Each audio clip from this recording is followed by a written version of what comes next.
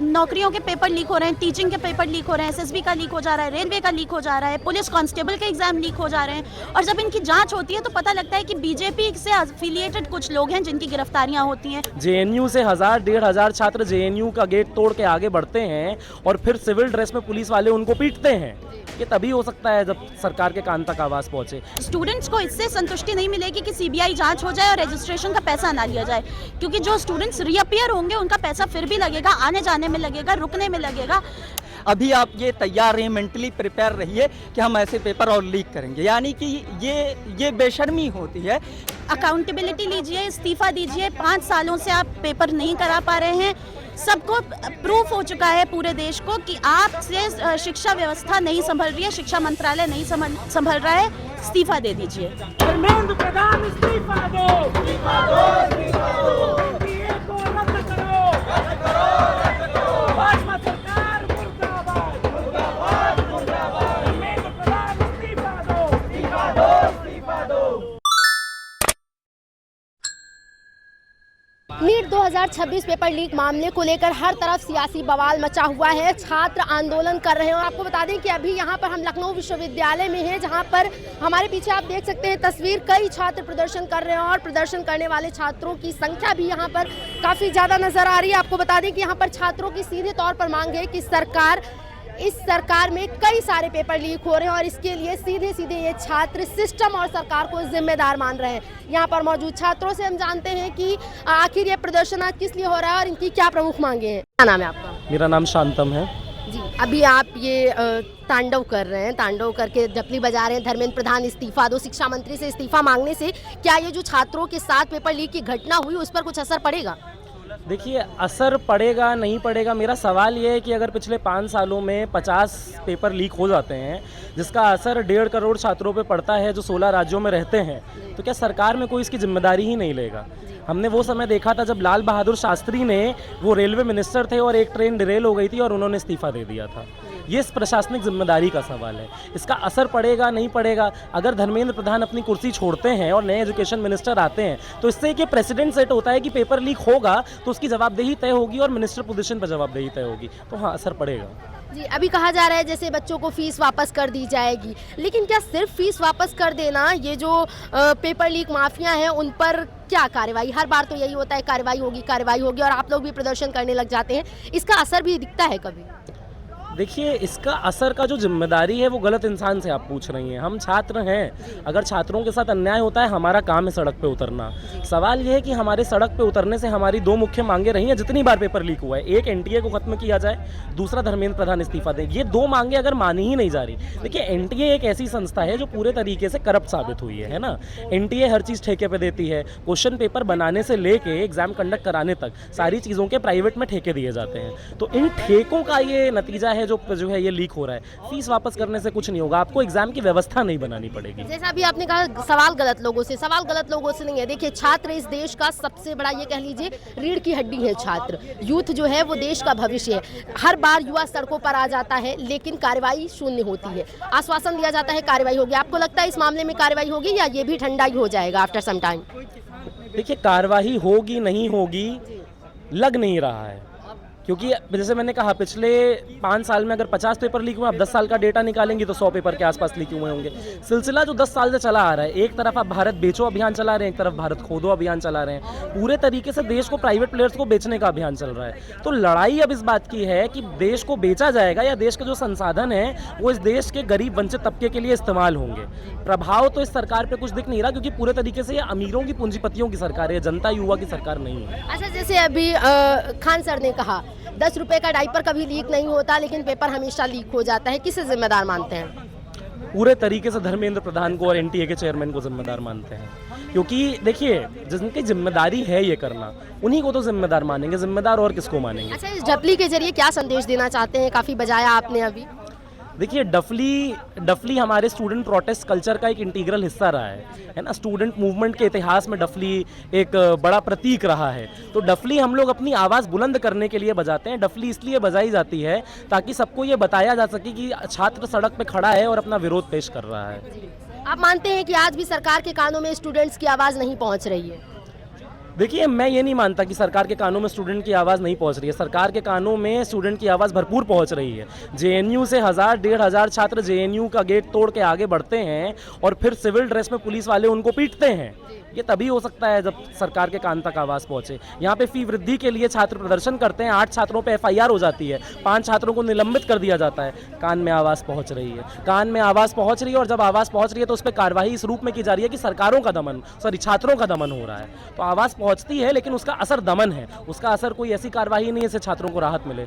सबसे पहले अपना परिचय दे दीजिए। जी, मैं मोहम्मद अहमद, यहाँ लखनऊ विश्वविद्यालय के छात्र हूँ। अभी बिहार सरकार में एक मंत्री ने कहा कि छात्र बेवजह प्रोटेस्ट कर रहे हैं और ऐसा नहीं है, पहले सरकारें थी उसमें भी ऐसे पेपर लीक होते रहते थे और कोई ये पहला मामला नहीं है, इसके लिए विपक्ष जिम्मेदार है। इस बात से कितना एग्री करते हैं? मतलब ये मंत्री जी ये कह रहे हैं कि ये कोई पहला मामला नहीं, यानी कि ये आखिरी मामला भी नहीं है। अभी आप ये तैयार रहिए, मेंटली प्रिपेयर रहिए कि हम ऐसे पेपर और लीक करेंगे। यानी कि ये बेशर्मी होती है कि आप जिम्मेदारी ना लेकर के जिम्मेदारी पुरानी सरकारों पर डाल दीजिए। पुरानी सरकारों से अगर जो है नाकामियाँ ना हुई होती, उनमें कमज़ोरियाँ ना रही होती, तो हम आपको सत्ता में क्यों लेकर के आते? सवाल तो ये है कि हम आपको सत्ता में इसलिए लेकर के आए हैं कि पिछली सरकारों में बैठे हुए लोग, उनमें जब पेपर लीक हुआ तो हमने उन्हें नाकाम समझा और उन्हें सत्ता से उखाड़ फेंका और आपको सत्ता में लेकर के आए। और आज आप ये कह रहे हैं कि जो है पिछली सरकारों में भी पेपर लीक होते हैं। ये जवाबदेही होती है, ये बेशर्मी की बात है। अच्छा, हर बार जब पेपर लीक होता है, चाहे जो पेपर लीक हुआ हो, चाहे वो यूपीएससी हो या फिर जितने भी कॉम्पिटिटिव एग्जाम हो या नीट का एग्जाम हो, जितने भी पेपर लीक होते हैं हर बार कहा जाता है पेपर माफिया पर सख्त कार्रवाई होगी, सख्त एक्शन लिया जाएगा। लेकिन आफ्टर सम टाइम कार्रवाई के नाम पर क्या मिलता है आप लोगों को? अब जो है आप देखेंगे इसी मामले में, आप तो न्यूज़ चैनल से आपको मालूम ही होगा कि इस सुबह से जो है खबर चलाई जा रही है कि सीबीआई को जो है जांच सौंप दी गई है। 2024 में जब नीट का पेपर लीक हुआ तब भी जो है जांच सीबीआई को सौंपी गई थी और बहुत सारे पेपर्स में सौंपी गई, लेकिन आज तक आपको पता चला कि गुनहगार कौन था?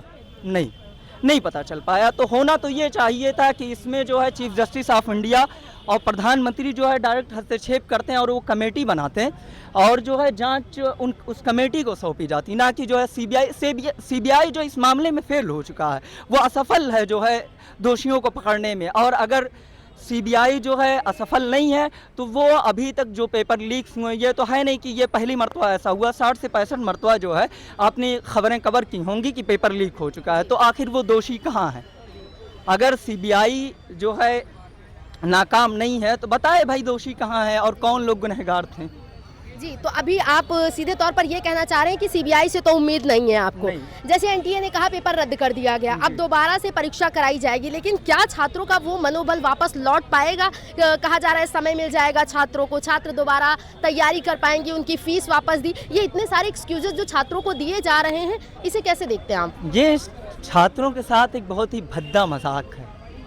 आप ये कह दें कि हम आपकी फ़ीस नहीं लेंगे, हम आपका एग्ज़ाम दोबारा करवा देंगे। आप ये बताइए कि जिन 21-22 लाख छात्रों ने एग्ज़ाम दिया होगा, आप देखते हैं कि जब आप किसी कंपटीशन की तैयारी कर रहे होते हैं तो सिर्फ आप नहीं संघर्ष कर रहे होते हैं, आपका पूरा परिवार संघर्ष कर रहा होता। आप दोबारा एग्ज़ाम करवा देंगे, क्या उस एग्ज़ाम करवाने में वो जो एक बच्चा मेंटली परेशान होता है, वो जो एक बच्चा एग्ज़ाम दे करके आया हुआ था, साल भर मेहनत जिसने की थी और फिर वो राहत की सांस ले रहा था कि चलो अब एग्ज़ाम हो चुका है, हमारा जो है 650 प्लस आ रहा है, 700 करीब आ रहा है, और वो ये समझ रहा था कि इस बार मुझे सरकारी कॉलेज मिल जाएगी। उस बच्चे से आप जाकर के पूछिए कि वो कैसा महसूस कर रहा है। वो अपने आप को ठगा हुआ महसूस कर रहा है कि मेरे साथ धोखा हुआ। हो सकता है जिनके पेपर अच्छे ना हुए हों उनको जो है एक थोड़ी सी उम्मीद पैदा हो गई हो कि जो है एग्ज़ाम बेहतर हो जाएगा, आने वाला एग्ज़ाम बेहतर हो जाएगा, लेकिन मुझे नहीं लगता है कि छात्रों की एक बड़ी तादाद जो जिन्होंने मेहनत की थी वो इससे खुश होंगे। मुझे नहीं लगता है कि खुश। जिम्मेदार किसे मानते हैं, सरकार, सिस्टम या फिर? दरअसल इसमें जो है हमारा पूरा सिस्टम जो है जिम्मेदार है, और ये कहीं ना कहीं हम इसको ये मानते हैं कि ये नीट का पेपर लीक नहीं हुआ है, बल्कि हमारे सिस्टम की पोल खुल गई है। हमारा सिस्टम ही जो है फेल हो चुका है, ये हमारा सिस्टम जो है लीक हो चुका है। पता चल गया है कि हमारे सिस्टम में कितने करप्ट और भ्रष्ट लोग बैठे हुए हैं। और भी लोगों से हम जानते हैं। जी, क्या नाम है आपका? मेरा नाम दीपांकर है। अभी आपने लिखा stop playing with the future of student, stop paper leaks, we demand accountability. क्या संदेश देना चाहते हैं इसके जरिए, क्योंकि पेपर लीक का ये मामला पहली बार नहीं है।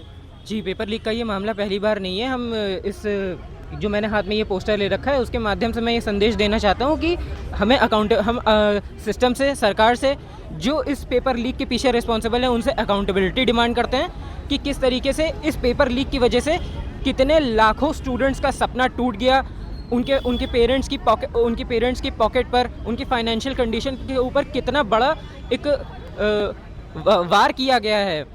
जिस तरीके से बच्चे पूरे साल भर मेहनत करते हैं, पढ़ाई करते हैं, और जिस तरीके पेपर लीक हो जाता है, उनके ऊपर जो मेंटल प्रेशर पड़ता है पूरे साल भर, और ऊपर से पेपर लीक, ये इसका एक अलग ही मेंटल प्रेशर उनके ऊपर पड़ रहा है। बच्चों का एक साल बर्बाद हो गया है, इसका जिम्मेदार किसे मानते हैं? इसका जिम्मेदार मैं सिस्टम को मानता हूँ और इस सरकार को मानता हूँ।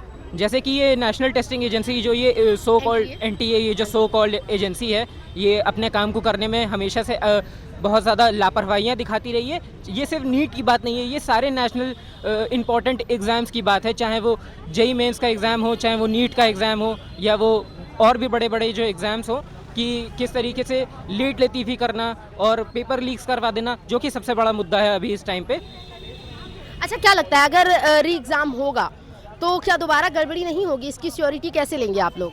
इसकी कोई श्योरिटी नहीं ली जा सकती कि दोबारा री एग्ज़ाम होगा, क्योंकि कहा जा रहा है ना। जी, क्या नाम है आपका? मेरा नाम संविधा है, मैं लॉ की स्टूडेंट हूँ।